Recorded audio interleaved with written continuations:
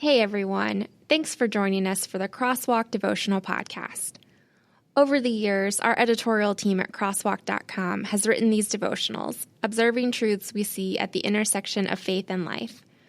We're thrilled to offer them to you now in podcast form. To get all of these episodes straight to your phone each week, just subscribe on iTunes or wherever you get podcasts. To find more devotional content like this, just visit us at crosswalk.com.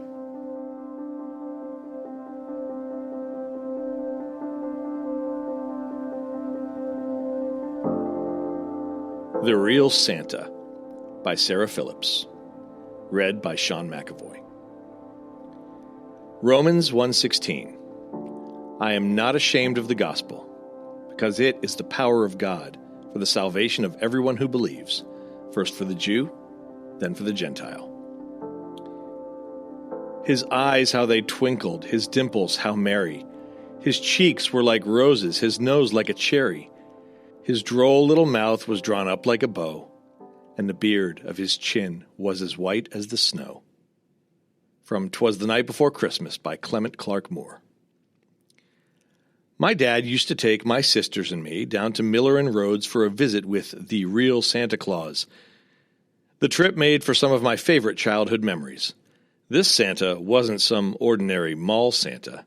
The real Santa arrived via reindeer-pulled sleigh and, you bet, slid down a chimney. His full white beard was genuine, and his beautiful friend, the Snow Queen, glittered as she greeted each awestruck child. But the real clincher occurred when, after waiting for hours in a sea of overexcited children, Santa called my siblings and me by name to join him on his big comfy lap. Of course, come adulthood, I discovered the beloved real Santa was actually a local man with a local legacy, a kind-hearted Christian grandfather who delighted in bringing joy to children like me. And if you're wondering, the friendly Snow Queen was wired so Santa could hear our names as we approached. I suppose we all have to step off the Polar Express at some point and accept that Santa is just a mythological figure. Or is he?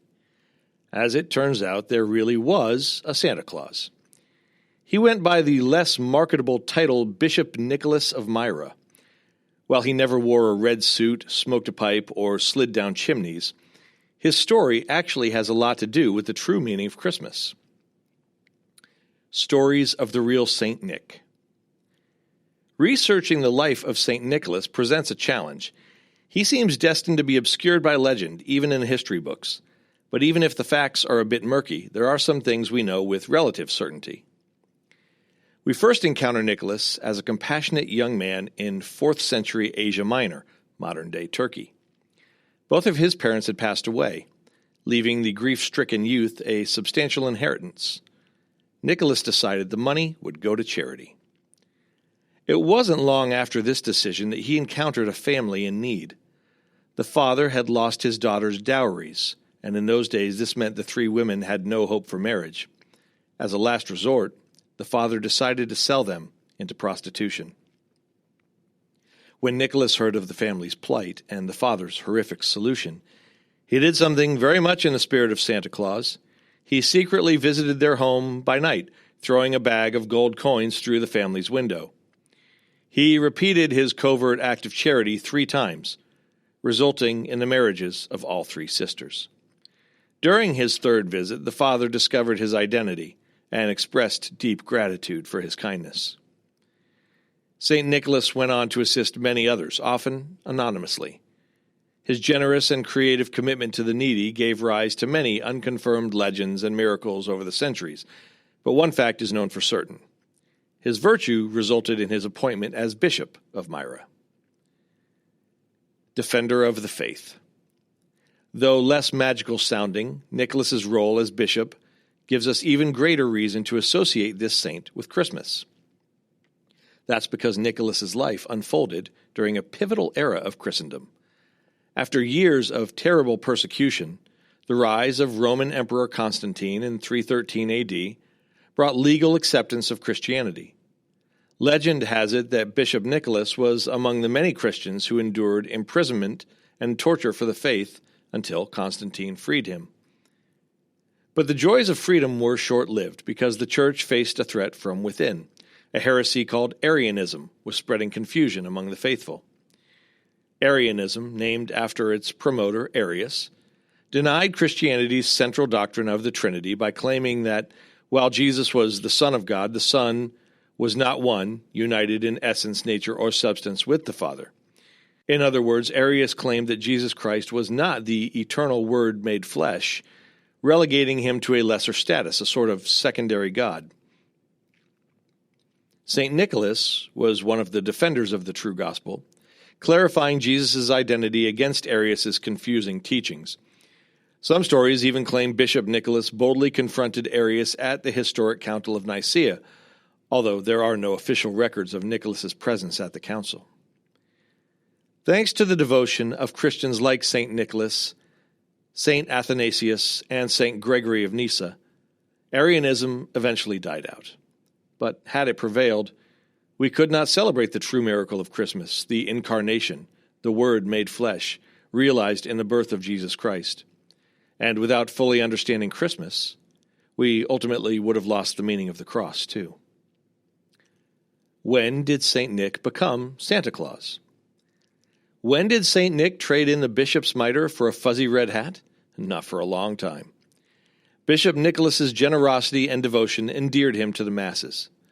After his death, churches were named after him, and artists portrayed him in their works, spreading his popularity throughout the Mediterranean, Europe, and Asia. Over time, St. Nick's legacy was associated with love of children and gift-giving, but the widespread lore kept much of the original Christian context for centuries. Santa Claus is actually a very modern and very American version of the saint.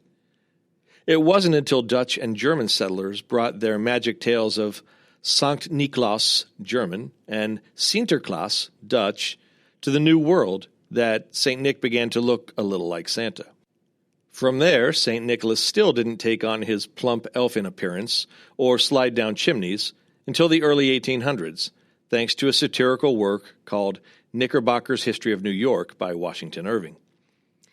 In 1823, the red-suited image of an elf transported by flying reindeer finally solidified thanks to the poem A Visit from St. Nicholas, later renamed 'Twas the Night Before Christmas, penned by New Yorker Clement Clark Moore.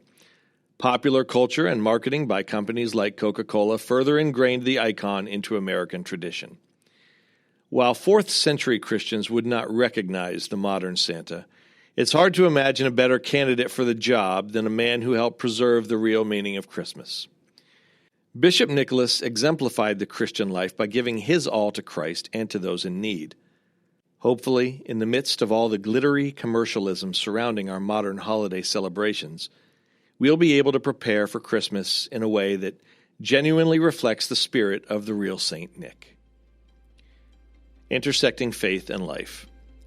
St. Nicholas's legacy demonstrates a balance often difficult to achieve, a life steeped in both truth and love. What ways can you show the love of Christ more effectively during the holidays? What ways can you stand up for the truth of the gospel more effectively? For further reading, check out Isaiah 40, 1 through 5, Psalm 85, 9 through 14, 2 Peter 3, 8 through 14, and Mark 1, 1 through 8. Hey listeners, thanks for joining us for the Crosswalk.com devotional podcast.